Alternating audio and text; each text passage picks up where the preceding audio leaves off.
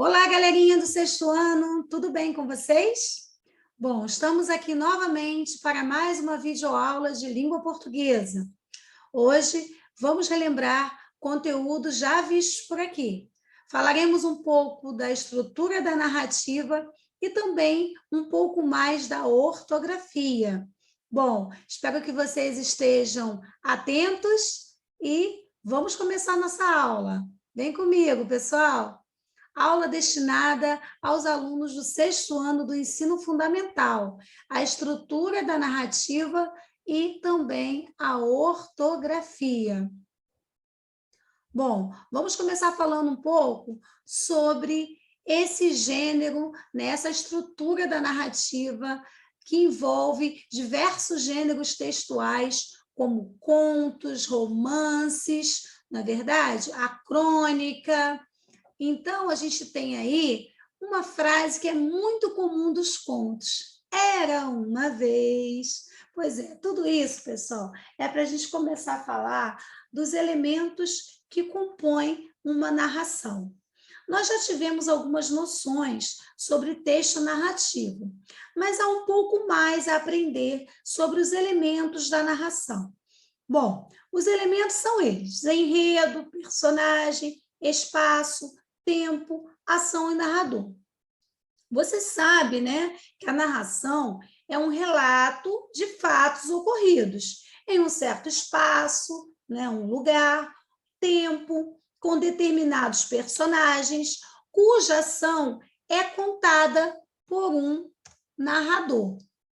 Então, o gênero narrativo conta uma história, como eu disse, um enredo, e apresenta os seguintes elementos. Nós vamos ver cada um desses elementos que eu acabei de falar anteriormente, detalhadamente. O primeiro deles não poderia deixar de ser o quê?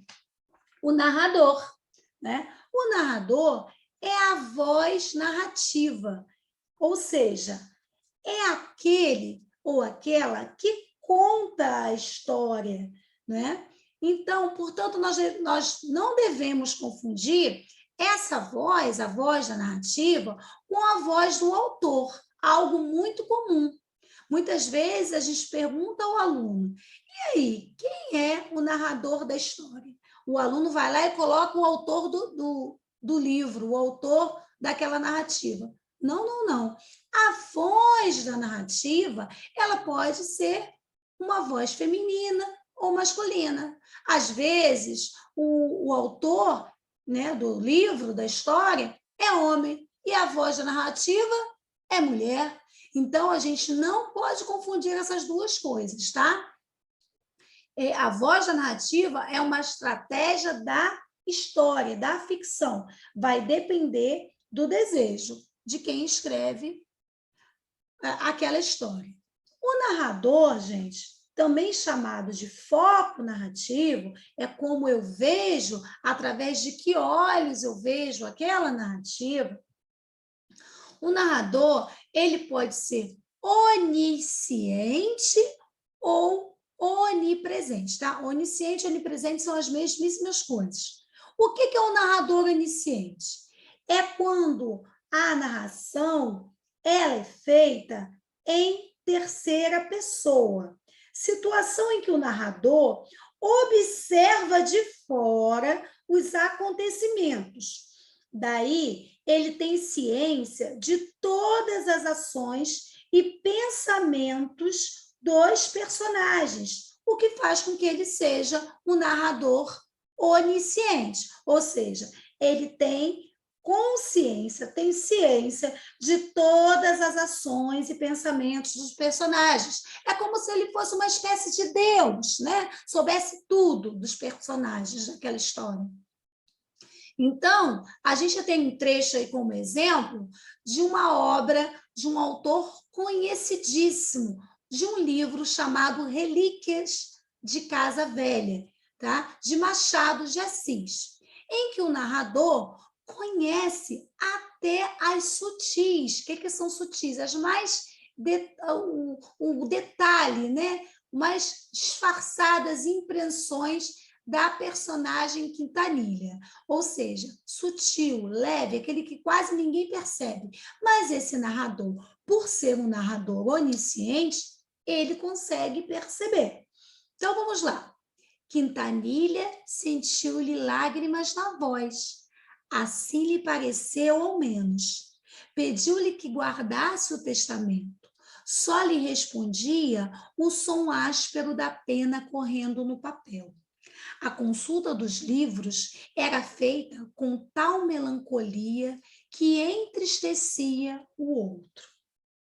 Bom, então a gente consegue perceber que o narrador, ele relata as ações, ele não se envolve emocionalmente, né, com os fatos, mas ele parece conhecer bem os sentimentos e os comportamentos dos personagens, colocando-se bem à vontade para falar sobre eles. Então, a gente sabe que ele não tem participação, né? Ele está à margem dos fatos, tá? É uma narração em terceira pessoa, então o narrador está à margem, mas ele parece bem íntimo daquele personagem. Agora, o narrador observador. O narrador observador, gente, é aquele narrador que não tem conhecimento total das personagens, tá? É um narrador que não participa dos acontecimentos e ele se restringe apenas a narrar as ações das suas personagens.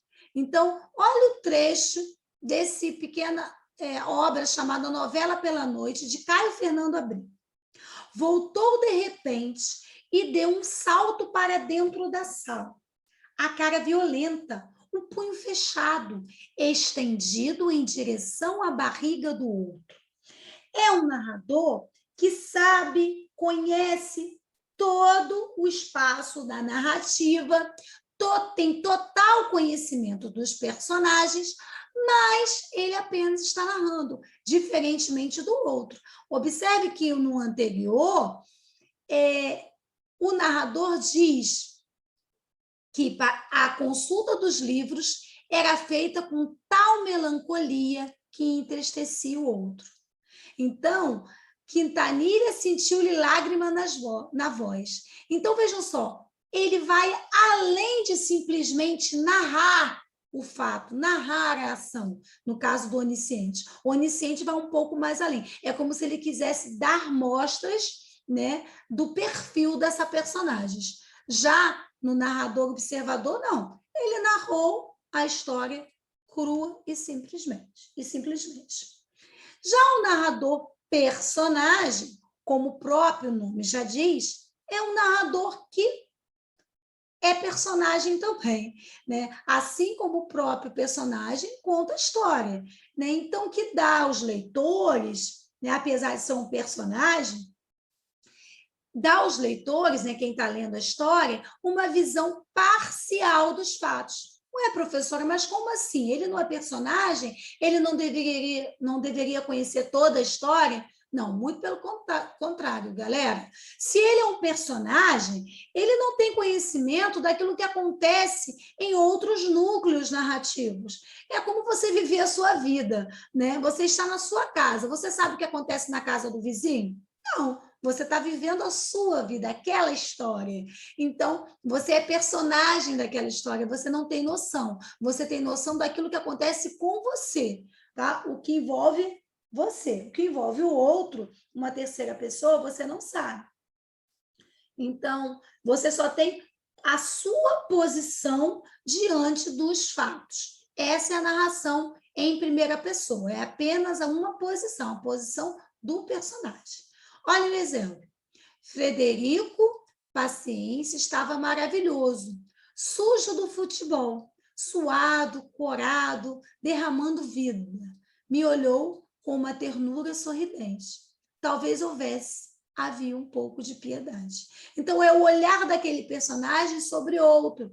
Pode ser que uma outra pessoa tenha uma outra visão. Tá? Isso é bem interessante, porque é uma escolha de quem está escrevendo a história, ter um foco narrativo em primeira pessoa, em terceira pessoa, um narrador onisciente, um narrador observador, um narrador personagem. Isso faz toda a diferença para a narrativa. Assim como também a questão dos personagens, pessoal. Numa narrativa, pode haver personagens protagonistas, que ocupam o primeiro lugar num acontecimento. Podemos ter personagens antagonistas e também personagens secundários.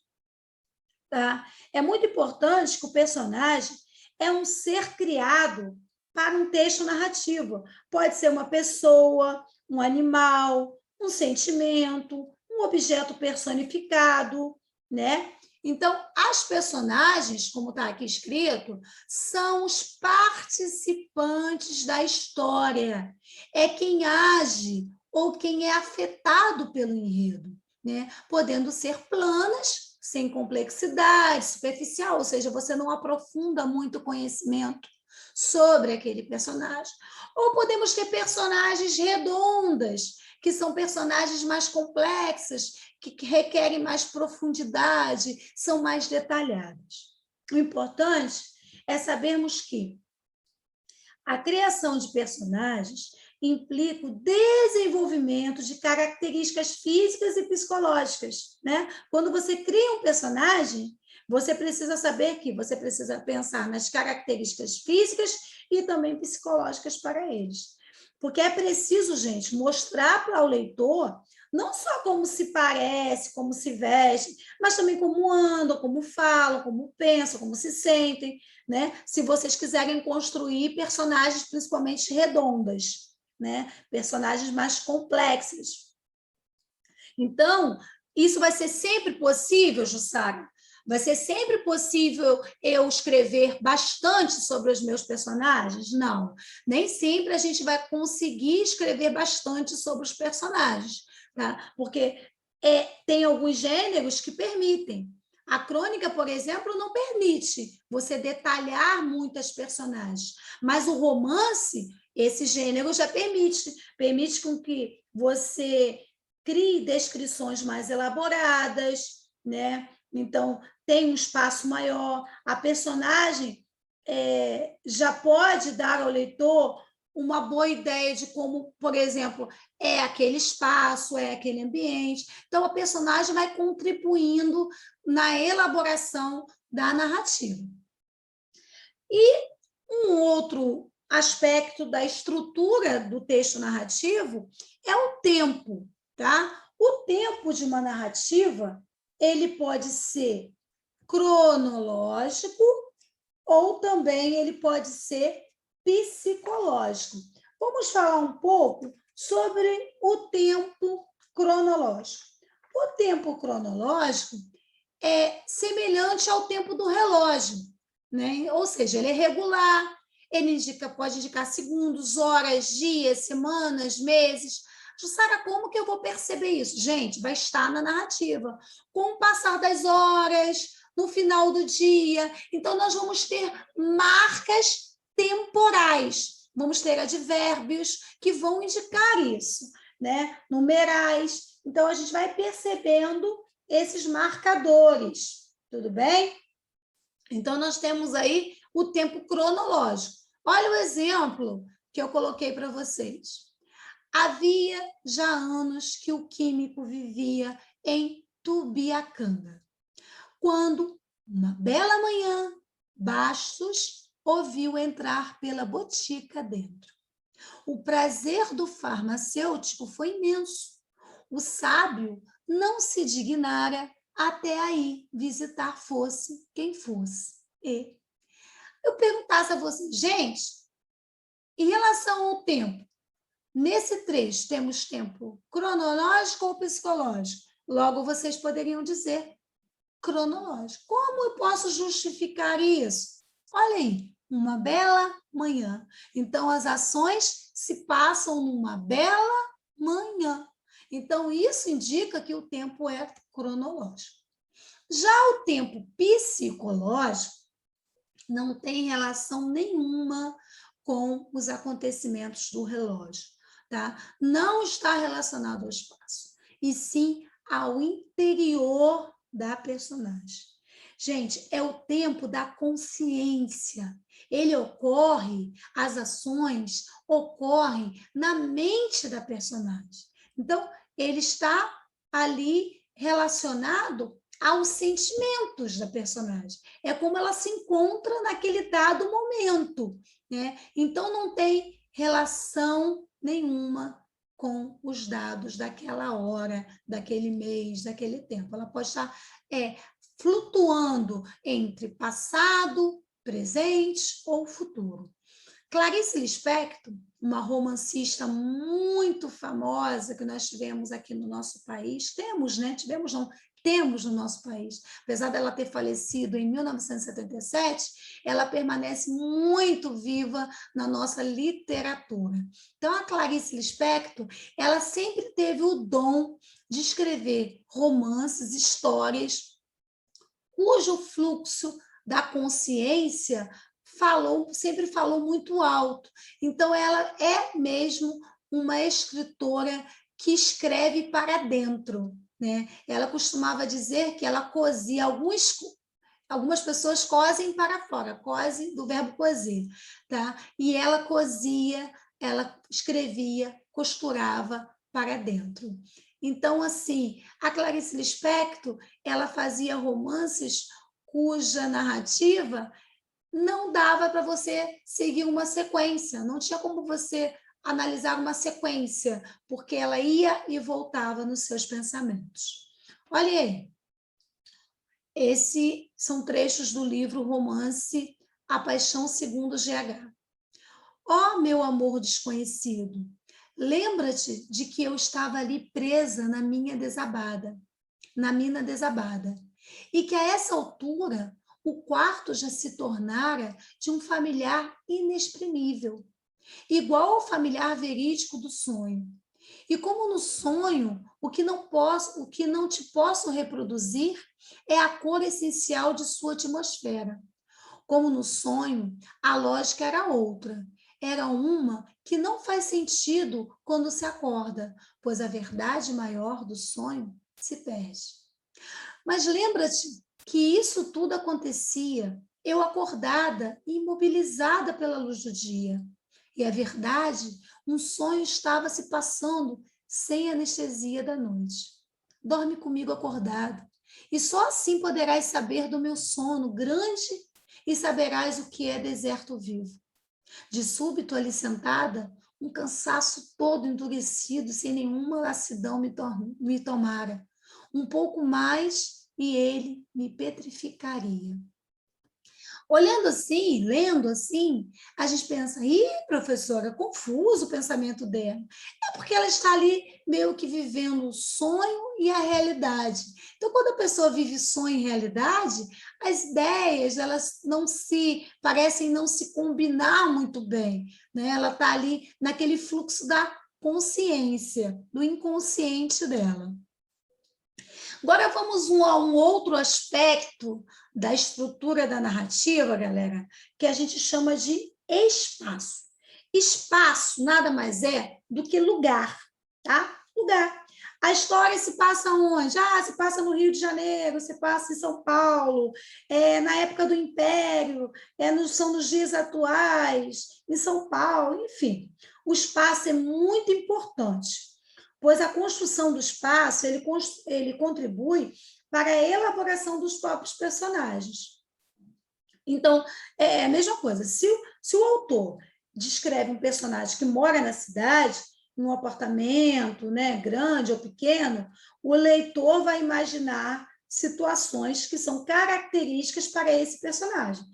Professora, ele pode ser, por ele morar na cidade, ele pode ser uma pessoa nervosa, né, com trânsito, ele pode ser uma pessoa que trabalha no serviço público, ele pode ser uma pessoa que trabalha no transporte, em N situações. Ou seja, de acordo com o lugar onde aquele personagem reside, você já vai começar aí a imaginar as características dele, tá? Então, espaço é o lugar em que a narrativa ocorre. Então, olha esse exemplo que eu trouxe, que é o espaço de um livro chamado Vidas Secas, de Graciliano Ramos. O espaço dessa narrativa está caracterizado pela seca. Seca, gente, é a falta de água, tá? Muito característico da região nordestina. Infelizmente, até hoje, né, esse romance foi escrito em 1938, mas até hoje, em 2021, passados séculos, né, dessa problemática da falta de água, as personagens desse livro retratam a tristeza que são os animais morrerem por falta d'água, as plantações morrerem por falta d'água e os seres humanos também morrerem por falta de água. Então, a seca foi o tema retratado nesse romance de Graciliano Ramos, tá? Esse autor maravilhoso chamado Vidas Secas. Vamos lá. Era bruto, sim, senhor. Nunca havia aprendido. Não sabia explicar-se. Estava preso por isso? Como era? Então, meter-se um homem na cadeia porque ele não sabe falar direito. Que mal fazia a brutalidade dele? Vivia trabalhando como um escravo, desentupia o bebedouro, consertava as cercas, curava os animais, aproveitara um casco de fazenda sem valor. Tudo em ordem, podiam ver. Tinha culpa de ser bruto? Quem tinha culpa? Então, aqui, a gente remete a um espaço, a um local da cadeia, né?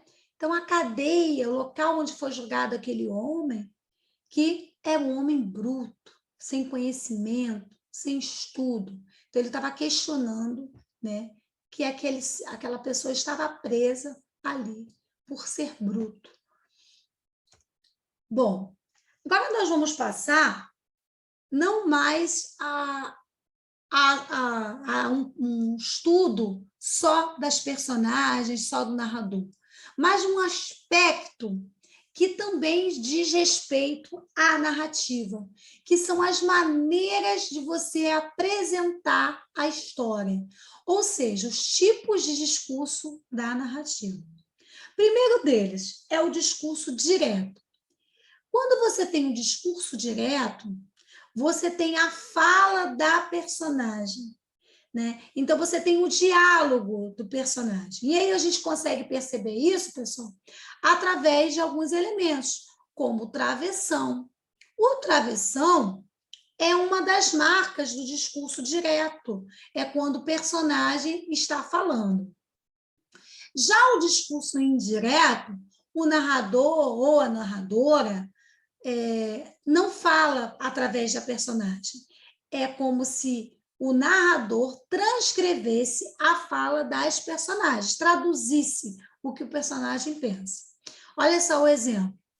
Quando fizeram silêncio, foi o soldado negro que se aproximou, dizendo se chamar Nestor, e que Luande quisesse, que se Luande quisesse, ele estaria empregado. Era para varrer, limpar, cuidar do asseio da delegacia. E como ele não sabia ler nem assinar, não poderia ser soldado. Então, nós temos um trecho aqui em que a narração, a história é contada através de um discurso, o discurso do narrador ou da narradora. Bom, pessoal, com isso a gente fecha um pouco dos aspectos da estrutura da narrativa e vamos para um outro aspecto que vamos tratar aqui na aula de hoje. Um outro aspecto da língua, chamado de ortografia.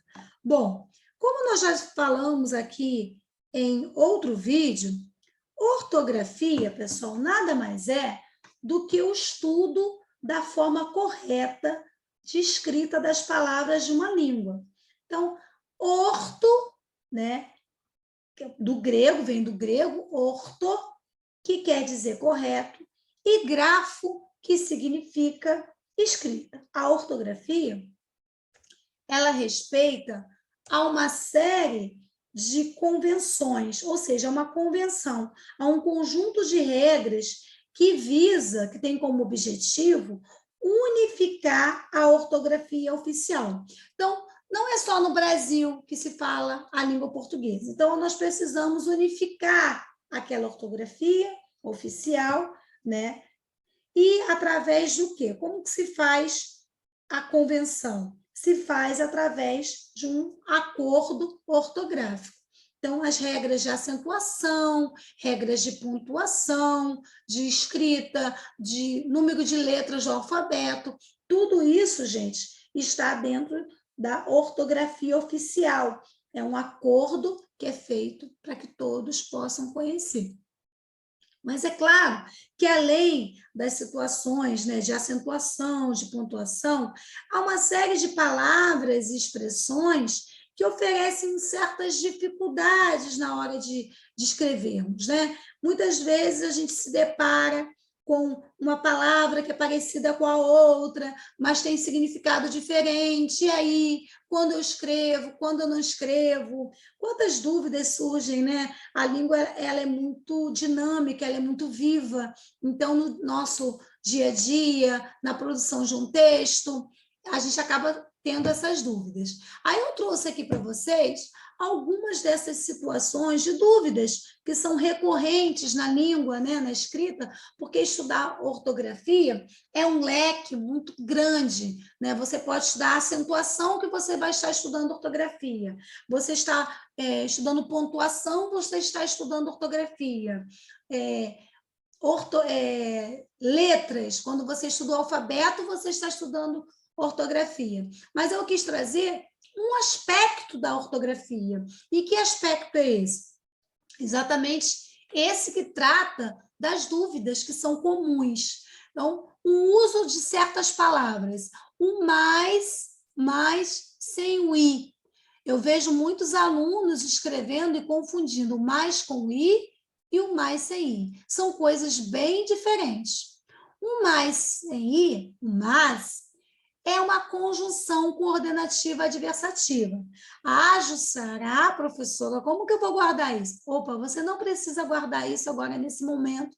Posteriormente, lá pelo 9º ano, você vai estudar mais detalhadamente o que é uma conjunção coordenativa adversativa.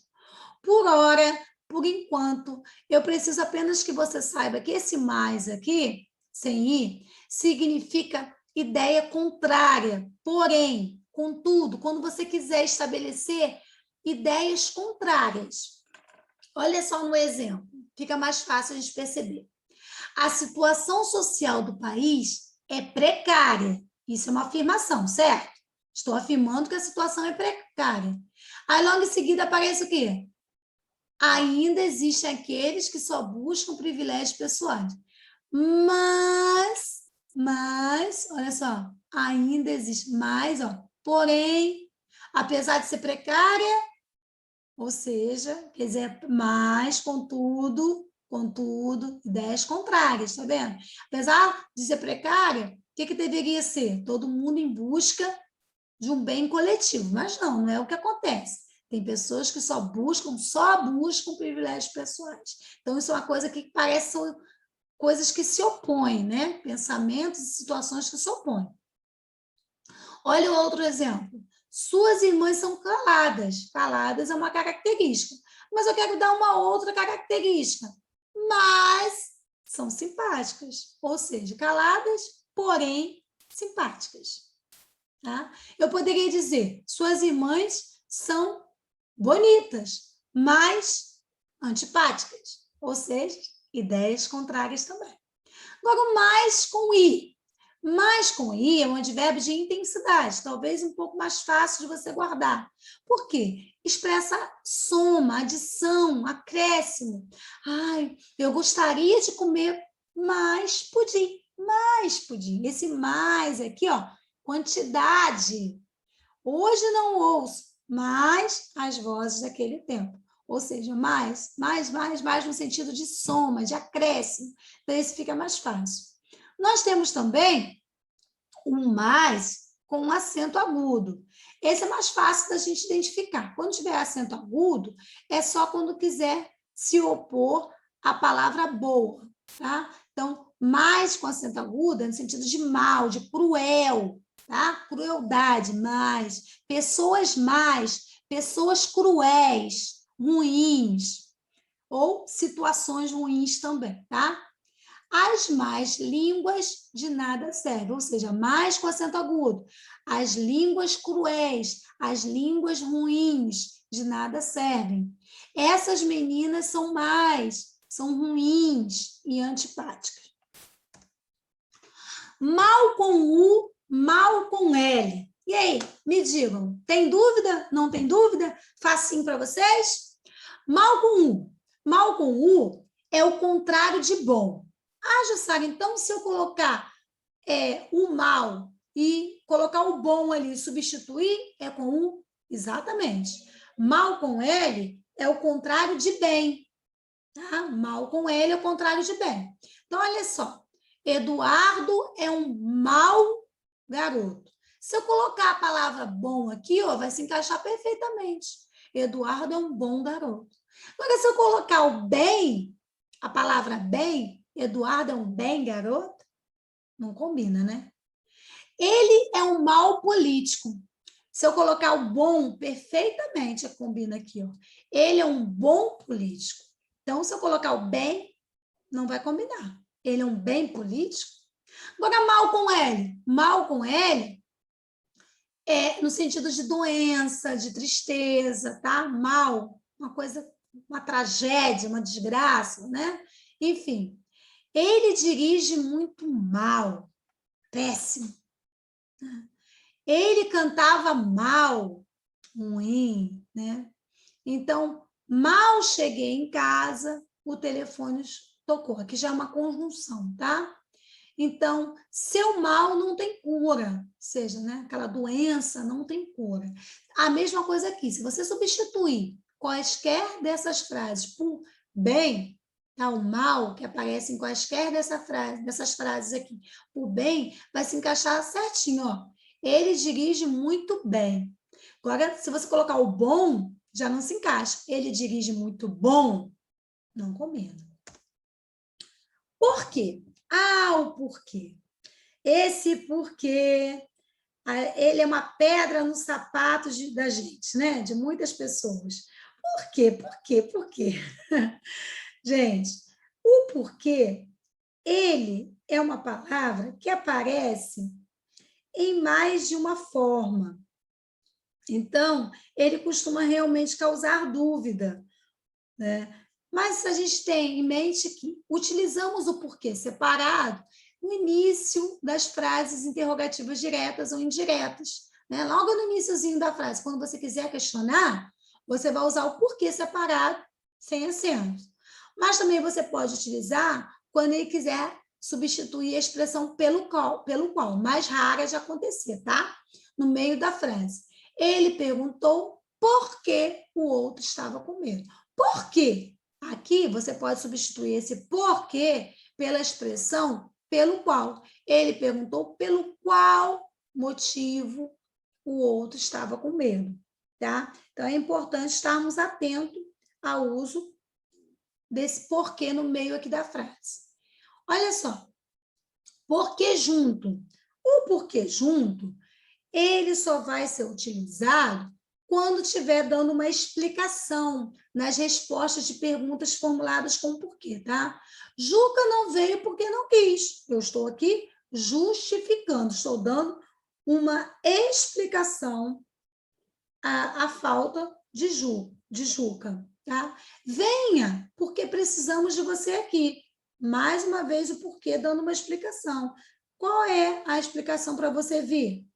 A explicação é que precisamos de você aqui. O uso dos porquês, gente, é um dos assuntos da língua que mais causa dúvidas entre falantes, né? Isso é comum, tá? Isso é comum. Não pense que é algo só de vocês, não. Porquê separado e com acento? Porquê separado e com acento é empregado somente no final de frases, tá? Então, isso é muito importante falar. Então, nada de ficar colocando porquê separado com acento, tá? Ele é usado só em interrogações no final, sempre aparece no final. Então, ó, você não veio? Por quê? Porque interrogação no finalzinho, tá? Agora vamos ao porquê junto com acento. O porquê junto com acento, ele é um substantivo, e equivale, quer dizer a causa, a razão, motivo, e sempre vai ter um artigo masculino antecedendo, ou seja, vindo antes desse porquê junto com o acento, tá? Sempre vai ter. Ele sempre vai aparecer. O que é artigo definido? Ah, não sei. Artigo pode ser o, a, os, as, artigo definido e indefinido, tá? Uns, sempre vai aparecer antes. Olha aqui o exemplo. Não sei o porquê. Olha aqui, artigo. Se tiver artigo, você vai ter que escrever o porquê junto e com acento, de tanta briga. Interessa-me saber o porquê de tanta risada. Porquê junto com acento, tá? Então, é importante estarmos atentos ao uso do porquê. Aí nós temos o A com crase, eu coloquei grifado, bem destacado de vermelhinho, que é a crase, o sinalzinho é o contrário, tá? Não é acento agudo, não, é crase. A crase, gente, esse A só vai ser usado aí acentuado quando tivermos a junção de dois As, o artigo e a preposição. Quando você não puder, já que você não vai repetir a, você vai indicar com o acento da crase. Não vamos usar a crase, não vamos usar a crase antes de palavras masculinas, tá? Antes de verbos e pronomes em geral. Não vamos usar antes da palavra casa, quando não estiver determinada. Não vamos usar antes de palavras negativas, nem palavras repetidas. Não vamos usar crase antes de numerais, como seja números de hora, horário, essas coisas. Não vamos usar crases antes de nomes de cidades, que não admitem, lógico, o artigo a. Quando o a estiver no singular, for seguido de uma palavra no plural. Agora, vamos usar crase. Olha só. A pode ser artigo definido ou preposição, indicando tempo, futuro ou distância. Exemplo. Estamos a 5 minutos da praia. Esse a aqui, tá? A gente tem que saber. Vai usar crase? Claro que não. Olha que número, ó. Lembra que eu falei com vocês?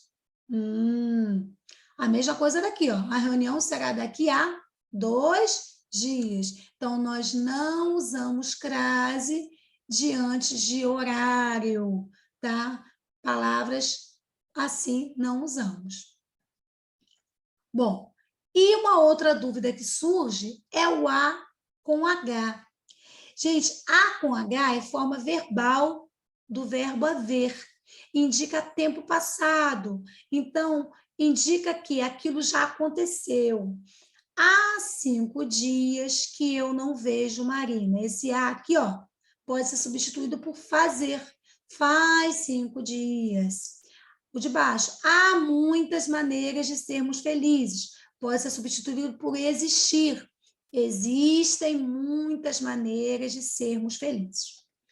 Vocês podem se perguntar assim, Jussara, são muitas regras, como que eu vou guardar isso tudo? Você não precisa guardar isso tudo.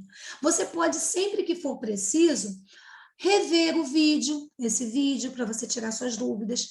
Você pode consultar uma gramática, um livro, para tirar suas dúvidas. Você pode consultar um bom dicionário quando você tiver dúvida em relação à escrita de determinada palavra, tá? O próprio Google, né? Você colocar lá e saber tirar a sua dúvida de como se escreve aquela palavra. O importante é que a gente pratique. Mas pratique, pessoal, acima de tudo, que a gente pratique os bons hábitos de leitura, porque quando se lê, a gente se acostuma com o uso e com a escrita. Tá? Então, a gente começa a tirar as nossas dúvidas também através das nossas leituras. Então, a ortografia é muito da nossa vivência literária, daquilo que a gente está acostumado a ler. Bom, eu trouxe para vocês um pequeno desafio. Eu espero que vocês assistam o vídeo, resolvam esse desafio e, quem sabe, aí vocês se motivem a também criar o hábito de ler, de refazer a escrita, de não ficar com a dúvida para vocês, tá? De pesquisarem, que isso é muito importante, pessoal. Bom, por hoje é só. Eu espero que vocês tenham gostado, tenham acompanhado a aula. Eu espero vê-los mais uma vez nos nossos próximos encontros, atentos e estudando. Não desanimem, fiquem bem. Um abraço e até a próxima. Tchau, pessoal.